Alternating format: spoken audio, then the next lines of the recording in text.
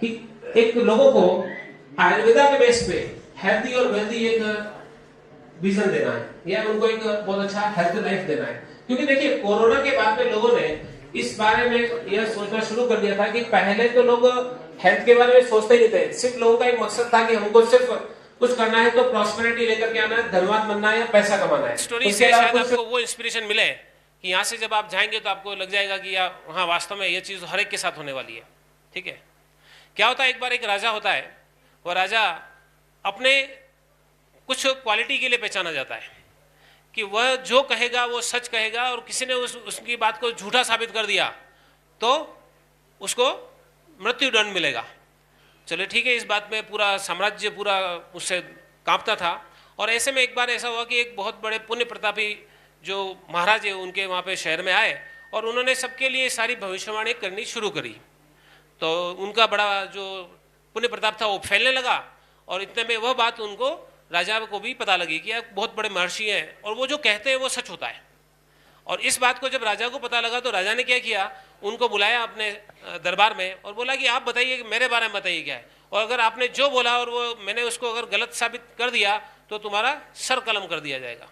तो वो तो क्योंकि पहुँचे हुए संत थे, उन्होंने क्या बोला कि मैं आपके बारे में खाली इतना कहूँगा, कल आप अपनी रानी के हाथों से, या आप कल हलवा खाने वाले, कल आप हलवा खाने वाले। तो राजा ने बोला बस इतनी सी बात, और कल मैंने हलवा नहीं खाया तो मैं तुम्हारा सर कलम कर दूंगा। तो बात तो यहाँ आ गई कि राजा को अपनी बात को सच साबित करना है। इतने में सभी जगह बोल दिया गया, पूरे साम्राज्य में बोल दिया गया, घर में किसी के भी कोई हलवा नहीं बनेगा। रानी को भी बोल दिया कि वो भी हलवा नहीं बनाएगी। सब जगह पे सारी व्यवस्था ऐसी करी थी कि कोई भी बंदा अपने घर में हलवा नहीं बनाएगा। तो ठीक है, सारे लोगों ने इस बारे में काम करना शुरू किया। और राजा भी क्या है कि वो अपना घर छोड़ के या साम्राज्य छोड़ करके पूरा एक सादे भेष में जंगल में चला गया। और जब जंगल में गया तो वहाँ तो उसको कोई खिलाने वाला है नहीं है, और रानी खिला सकती है ये बात जरूर है। तो उसने इसी वजह से दरबार छोड़ करके अपना महल से और वहाँ जंगल में चला गया। लेकिन जंगल में जाकर वो एक सिंपल भेष बना करके और कहीं मछुआरी की तरह अपना कुछ टाइम स्पेंड कर रहा था। इतने में क्या हुआ कि वहाँ पे पास में कुछ लोग बाराती निकल रहे थे, और वो जो बारात थी उसमें सारे पकवान बन रहे थे, उस पकवान में हलवा भी बन रहा था। ठीक है, अब ये बात राजा को नहीं पता थी। इतने में वहाँ पे कुछ ही देर में वहाँ पे डाकू आ जाते हैं, और डाकुओं की चाप सुन करके वो जितने भी बाराती हैं, जो उन्होंने सारा हलवा वगैरह पूड़ी सब्जी जो बनाया वो सब वहीं छोड़ करके और चले जाते हैं, भाग जाते हैं। अब ये बात जब डाकुओं को पता लगती है, यहाँ हमारे लिए पूरे इस जंगल में कौन ये हलवा बनाएगा, कौन ये पूड़ी बनाएगा, इतना सारा पकवान बनाएगा, तो ये बात उनको लगा कोई न कोई जो बनाने वाला आसपास में होगा, जरा उसको ढूंढ के लाओ। तो जो उसने सरदार ने जैसे ही बोला तो पास में उनके जो सैनिक थे वो जाकर के पूरा उनको खोजने गए, तो वहाँ पे वो राजा मिल गया। अब वो राजा मिला तो उस राजा ने बोला कि मैं राजा हूँ। बोले होगा कहीं का राजा, पकड़ इसको, पकड़ के उसके उन डाकुओं के सरदार के सामने लाके रख दिया। और अब उसको बोला कि ये तुमने ही बनाया? बोले नहीं बनाया है।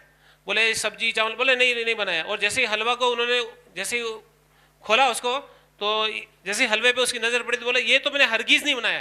तो बोले इसने ज़रूर से कोई गड़बड़ करी है, अपने को मारने के लिए इसमें ज़रूर जहर डाला हुआ है, इसको पहले टेस्ट कराओ फिर अपन सब खाना खाएंगे।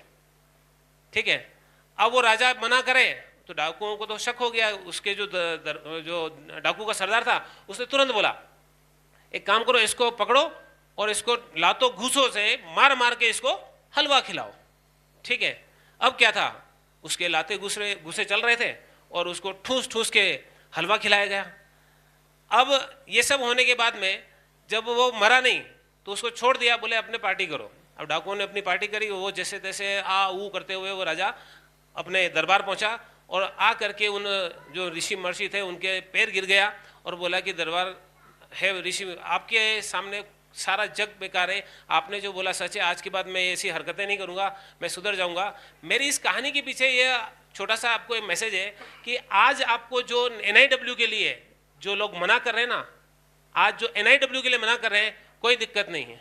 ये हलवा तो एक दिन सबको खाना पड़ेगा, चाहे तो वो प्रेम से खा ले, नहीं तो हाँ वो कोई न कोई लगाएगा। ठीक है, इसी के साथ में थैंक यू, जय हिंद। यस।